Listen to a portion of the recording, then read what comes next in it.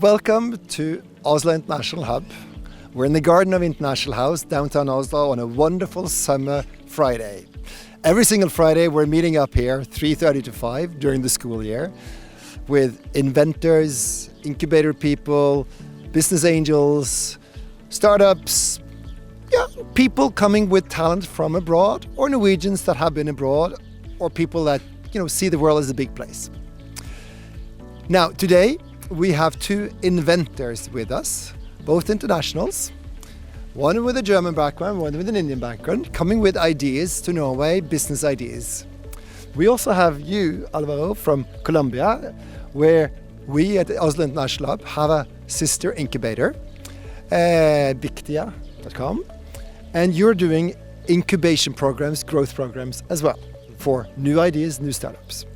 And this little discussion, shouldn't have much more introduction, is basically, you, Nalnava, you come with something really cool. Everybody wants to succeed. You want to cure cancer.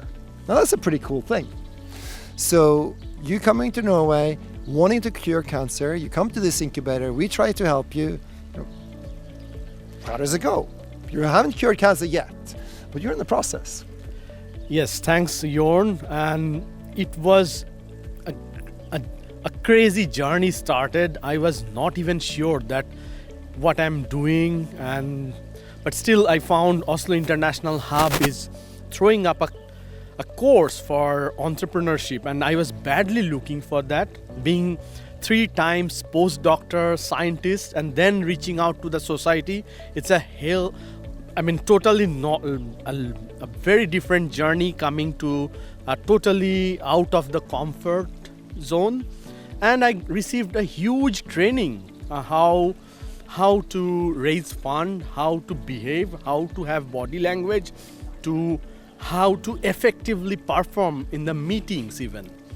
And of course, presenting the difficult science to the society. In a nutshell, it's huge to me. The learning curve is even more steeper than exponential curve. And we still don't know if it's a success. We can't say that, but it's in the process. And it's always a learning journey, which I'm enjoying together with Oslo International Hub, of course. There we are. Now, Alvaro, you run an incubator in Bogota. That's a very different world. Now, when you have I knew nothing about this stuff, but we're still taking any sort of idea and looking at, can we help? Is that how you approach new ideas in Colombia? Yeah. First of all, congratulations for what you have been done, and it's very interesting and it's very challenging what you are doing. And I think in Bictia and the Oslo International Hub, what we try to do is to create the context in which these ideas can develop. It's not only about knowledge, but it's about people, it's about contacts, it's the networking that we've been working on for such a long time. And the frontiers, the borders of the world is every time shorter and closer to all of us. So, for example, being here from the other side of the world, just being here in the garden, knowing about you, I think it opens new opportunities and new challenges as well for all of us. And I think this is the main contribution that we do in these centers for new ideas and startups, is to open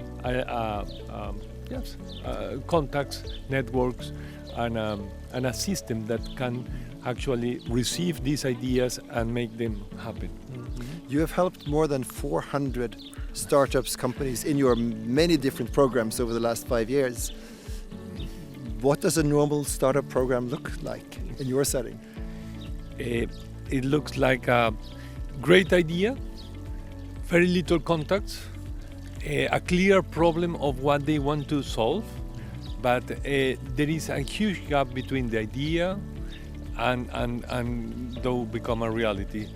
And that's what we try to do, is closing the loop, the gap between the idea and the reality of how we can make these ideas happen and improve society in this process. Mm-hmm. And now you find yourself in the officially prettiest garden in Oslo. Yeah. The fountain is here, the water is running. Is this what you expected to see in Norway? Fantastic. The weather has been really, really nice, and I really enjoy being here. And my hope is that we can do even more things together, because we as a society we require ideas and help from you. But I think also we can contribute to some things in this society as well. So it's a way of reaching both ends and make things new for all of us. In my eyes, in the Oslo startup ecosystem of 2,000-3,000, I don't know how many startups, all of them want to solve the world's biggest problems. And you come from one of the world's big mega cities, 10 million people or something, and you have a few problems there. So I'm sure there are a few Norwegian startups that would like to contribute.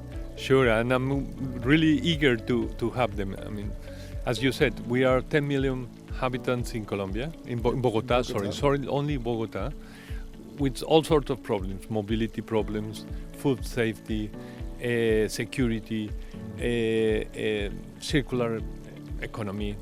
And so we need new ideas, new developments, and I think I'm very positive that technology and the new generation made things quite different to what we have been doing, and we can have a quantum jump in that sense. And maybe we then can even cure cancer.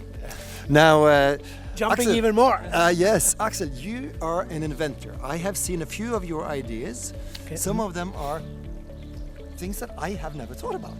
Now, that's sort of the Thank you. idea of what an inventor is, right? To a certain extent, that is correct. I came here with that actually mostly looking for investing something, but I also had an idea and was here actually encouraged to start a company, Green Receipt AS, which very shortly told wants to give any customer swiping his or her card for a buy to rule and to sell their data concerning any buy in a register which only this customer can decide what happens with these data, and that they are not taken by any second or third party.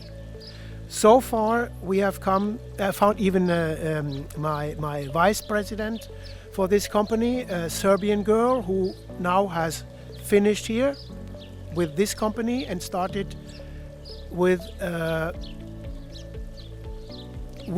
project initiated by the Norwegian state concerning green programs in Norway. That was actually a main qualification.